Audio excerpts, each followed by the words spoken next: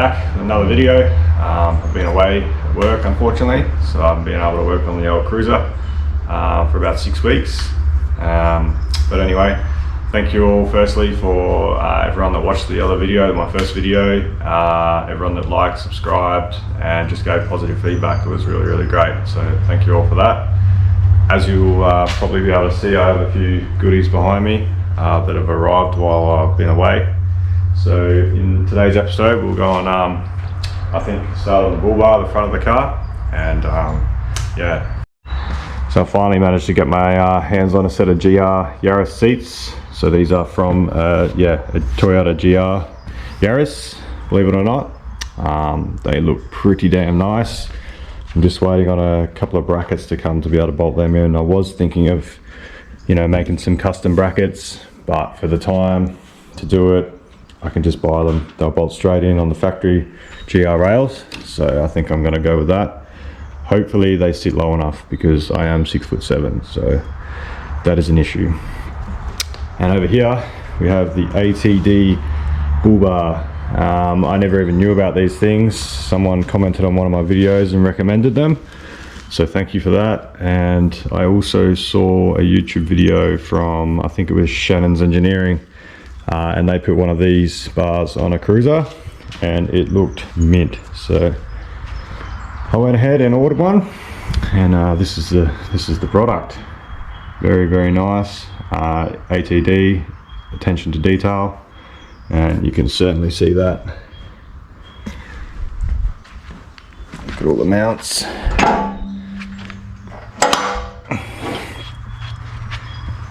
Like all these mounts and stuff, it just looks so nice. Very easy to fit by the looks as well. I think they just, straight up to the factory mounts. Not too much bracketry, which is good. Winch bar, steady lights, and then you got the indicators as well. Now unfortunately it's not all sunshine and rainbows. The bull bar got damaged in shipping. I swear this stuff only happens to me, but it is what it is. So yeah, there's a big scratch here. This is the first thing I noticed, and I was like, oh, I'll deal with that. But then I found these, so it's quite evident that it's been rubbing on something during shipping. Sucks, but it is a bit of a bonus because I did want this painted the same color as the car, and ATD said they wouldn't paint it because it was being shipped so far, it would potentially be damaged. So they went with the powder coat, got damaged anyway. So now I spoke to ATD, I'm going to send them a quote to have it repaired, and they will sort it out with the transport company. So in the end I will have it painted the same color as the car for the same price. So win-win. The other thing I loved about these bars, must be in this box, I haven't opened it yet, was their radiator protection. I haven't seen many other bars that do this, and these look really good. So let's get this out of the box.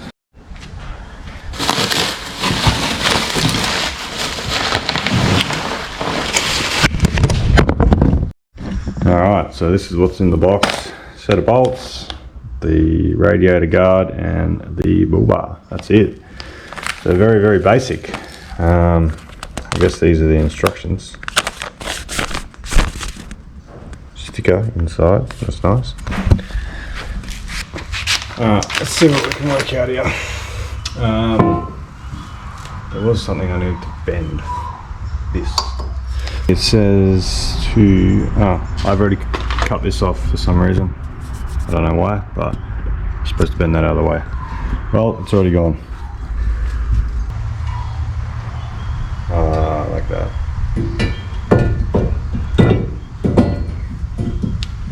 So we need bolts there. Oh, maybe that's what those spaces are for.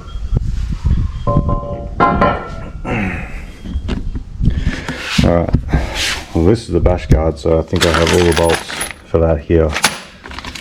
Just go on.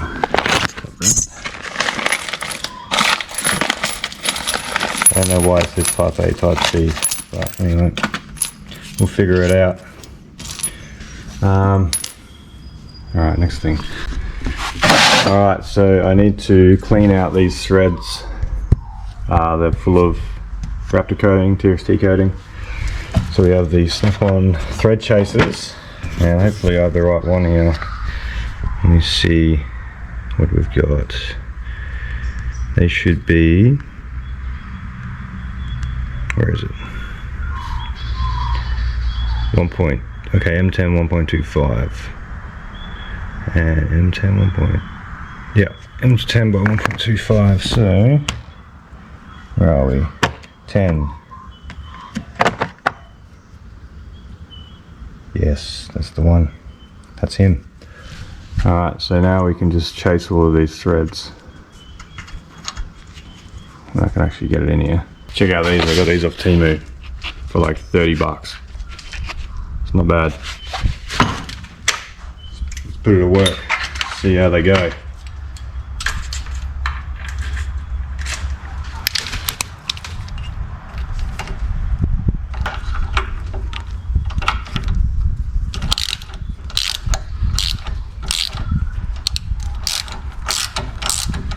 Usually I use a rattle gun on these, but I'll just get the thread started.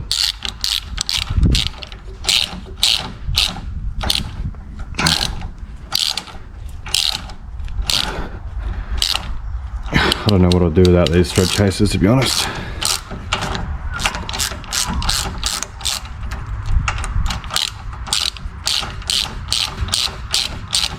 As for the old Temu ratchet, not too bad.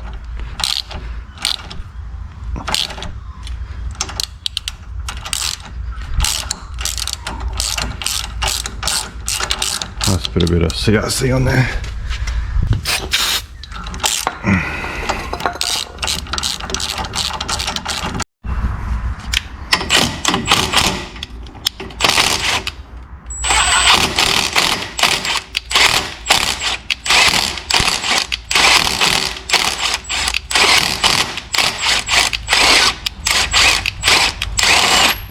There we go. That's one chase thread. Two. That one. This one has a helicoil in it, so I don't know what I'm going to do there. I'll attack that in a minute.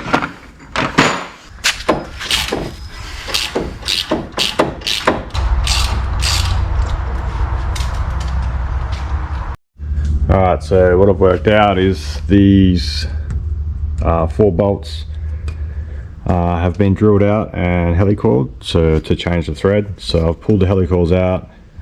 It's an M12 by 1.25, whereas the factories here are M10s, and all the bolts, the A to D is supplied at M10s. So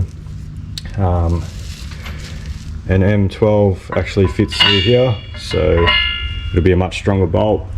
I'll go and buy some bolts for here, and then use the M10s for the bottom. Alright, let's get some anti-seize. I think this goes up like this. Just stick some bolts in first, and then I'll work out the spaces afterwards.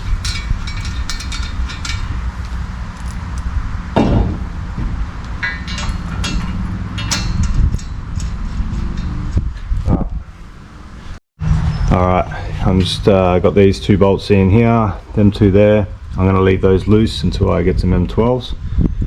So I'm just going to shoot down and grab some of those now, so we can finish her off. Alright, so nothing is ever easy as it seems, unfortunately. So all of these bolts, bolt holes, they're trash. I went and bought new M12 by 1.25 bolts and tried to tighten them up, and it just pulled the thread straight away. I think because someone's tried to drill them and helicoil them and whatever else. So unfortunately, because it's a captive nut inside of here, I can't, you know, drill it out to another size or anything like that. So I think the best way moving forward is to weld these up completely and drill and tap them to the correct size, you know, the M10s. I think that'll just be the best way. So a bit more work, but what it is, I suppose.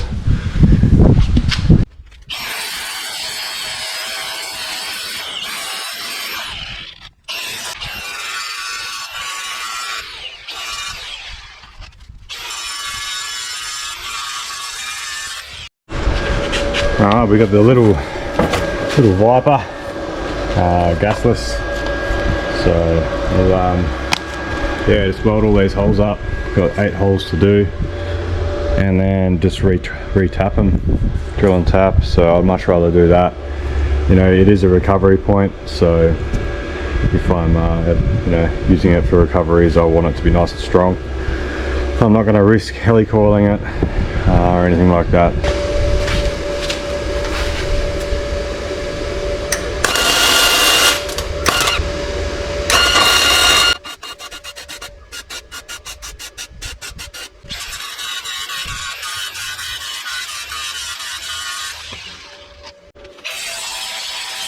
So we got them all welded up here, nice and smooth. Now I'm just gonna mark them with a ruler of where the captive nuts are, because I have a movement in the bar, but if I don't get those in the right spot, I'll end up drilling, you know, on the top side or the bottom side of the captive nut, and then it will just be weak. So I need to make sure I get it right in the center.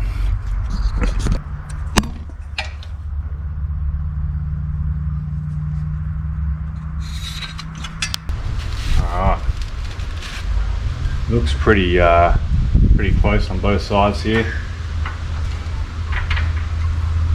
So I'll go and get a punch, tap them in.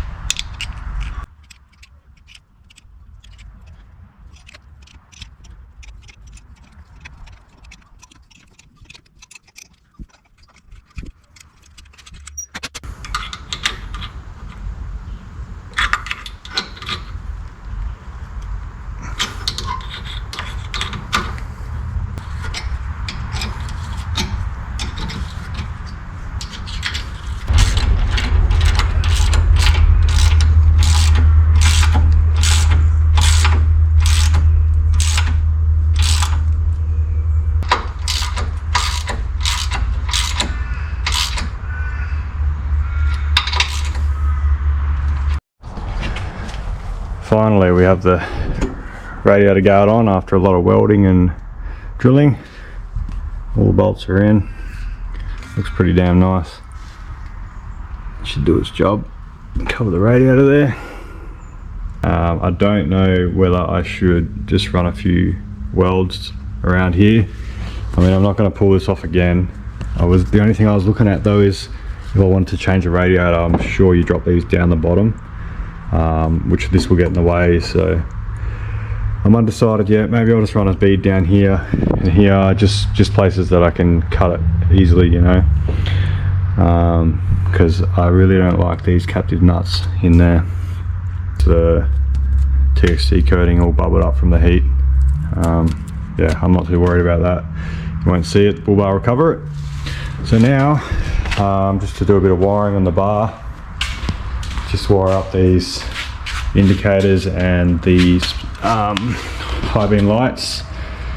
I've already done this side here, got that ready to go, so I'll do this side now. You know, these bars are the quality is unreal on these bars. Like all this, you know, you don't need 2 spanners to do up all the mounting bolts. 1 spanner, that's how it should be. The only thing that I would recommend for these bars, if I was to make them, is a bracket to hold all this, you know. These things are a good kit, bolts on nice and easily. I reckon if they, you know, if they made a bracket for these, it would just finish it off so much better, like this. So I just made up a bracket myself. I'll show you that on the other side. So we'll get into that.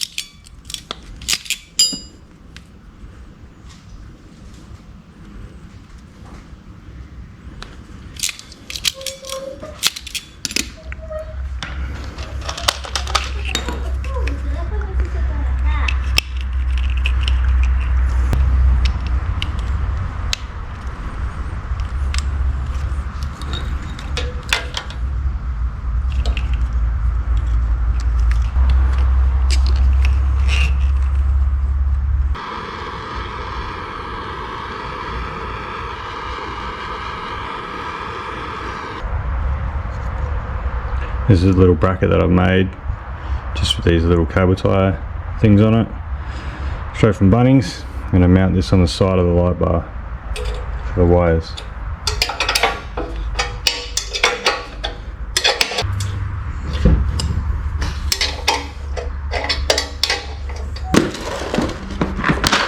Little sparky hack for you guys. These kits are extremely expensive. Heat shrink.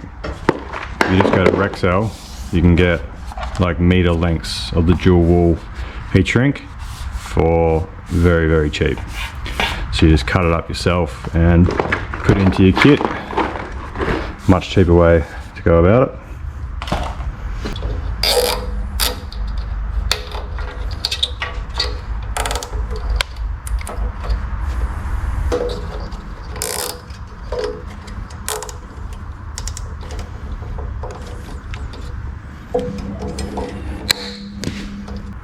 Alright, there we go.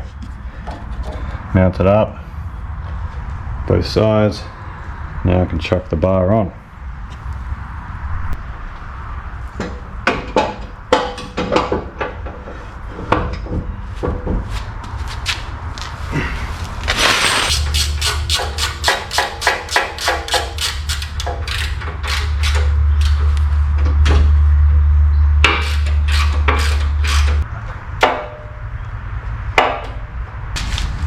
Finally, bar is all on.